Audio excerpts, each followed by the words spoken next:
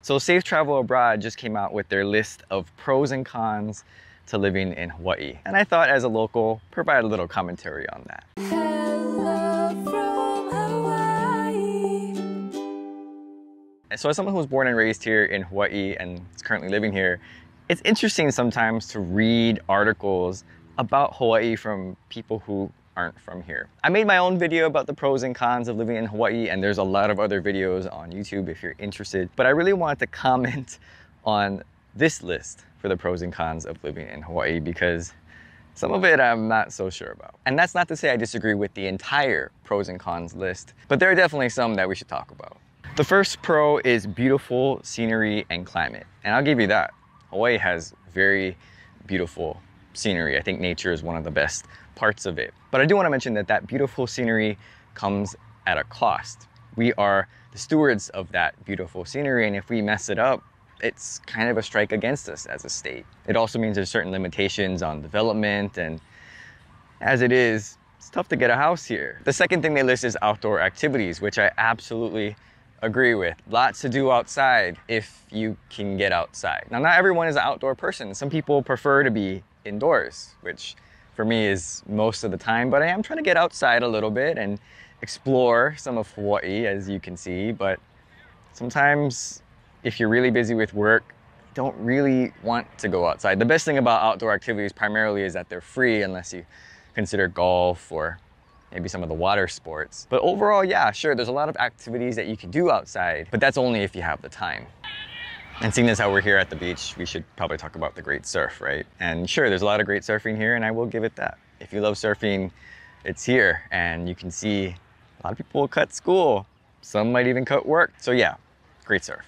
But let's talk about educational opportunities here in Hawaii. I think if they're referring to educational opportunities as in private schools, yeah, we have some of the best private schools around. Not sure what that says about public education, but absolutely great. Also, a lot of educational opportunities to learn about different cultures, not just Native Hawaiian culture, but a lot of the different Asian cultures that you'll encounter here. And the Hawaii culture, the local culture itself, is this sort of mix of all these different cultures combined. And when we heavily influenced by Japanese, but also Chinese and Filipino, and it's just so nice to see because we celebrate a lot of these different occasions that normally we wouldn't really celebrate because culturally they're just not a part of our specific individual culture, but collectively we sort of accept them. Whew, okay, it's getting kind of hot, so I have to move to the shade. The next one is lots of shopping and tourist activities. And sure, there's actually a lot of shopping and tourist activities, but I think what this list fails to remember is this is the pros and cons of living in Hawaii, not visiting Hawaii. And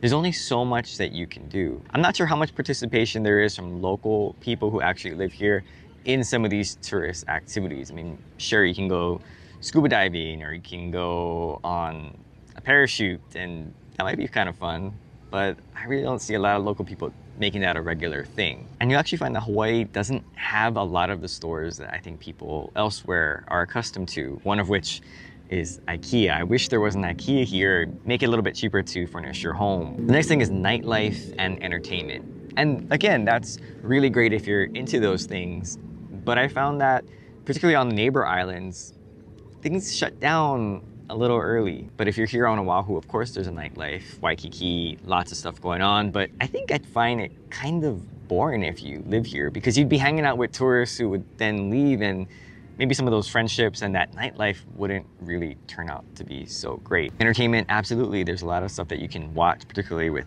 local music, but when it comes to sports, there's not a lot to cheer for. We have no professional teams here for football, baseball, basketball. And so we kind of just have to support the teams that the local boys or local girls go out and participate in, and that becomes our teams. Now, cultural diversity, absolutely, that's a big pro to living here. When you come here, you'll see that there's all kinds of people and no one group really stands out. It's taught me a lot about accepting others for who they are. And I know when I went away to the mainland, and it's very much a culture shock because there's a lot of homogeny there when it comes to just the overall population. So I think that absolutely that is a plus. And the last thing is low crime and safe living. I'm not so sure about that one. I think if you look at some of the more serious crimes, Hawaii is near the bottom because of our per capita statistics.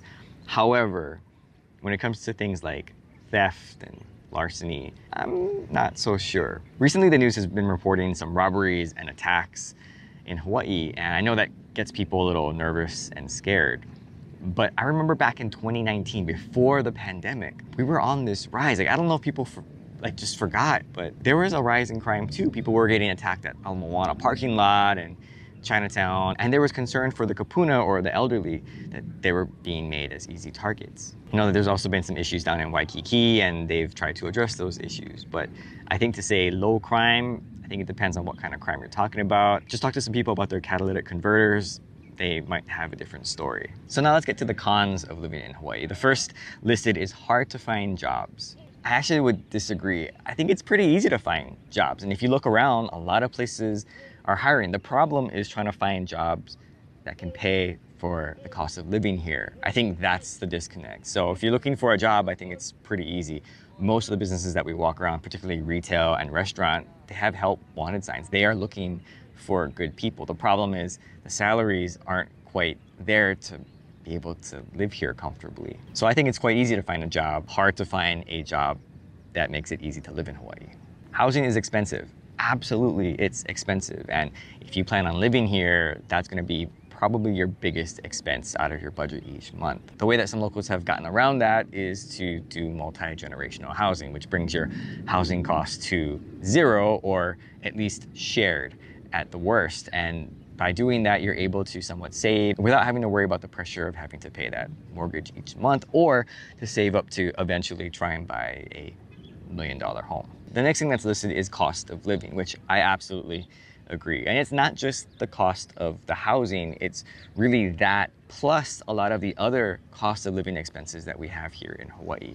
Talking about gas, electricity, water, those just basic things that you need, they cost a lot more than most parts of the country. And of course, we have to ship most of the things to Hawaii. We don't really grow much of our own food, which adds to the cost because you have to consider shipping costs as well as the general excise tax, which is applied to every single transaction. And so all those little things, they eventually add up. The next con that's listed is tourism. I personally don't think that as a con to living here. I mean, it's probably how most people are introduced to Hawaii, right? As a visitor, as a tourist. It definitely has some negative effects, but it also has some positive effects here to the islands. Now, you do have to deal with tourists, and if you're from a place that doesn't get too many tourists, that's something that you'll have to get used to. But for most of us here, we just tend to stay to certain parts of the island, do certain activities, and my interactions with tourists are actually quite limited. I might see them around, they might ask for directions, but for the most part, I'm not really running into them that much. The next con that's listed is ecological toll, which I guess is the impact on the environment. And I mean, that makes sense. We're an island state. We only have finite land here, and eventually we're gonna make a huge impact on the natural landscape, and you can already see that now. We're starting to develop and build out certain areas. Things like the water table may be more stretched out than they used to be, but I think that's natural and that's just part of where we're living. It's great that people do care about the environment, and I think that's an important part of living here. I don't know if that's necessarily a con to living here. The next is island time goes slow. I can see that. I mean, it definitely has a slow pace of life here, although there are a lot of fast drivers, I will admit that. But when it comes to island time, it's not so much the slowness of just how things happen. It's also just, I think, people being a little bit late, and you just have to get used to that.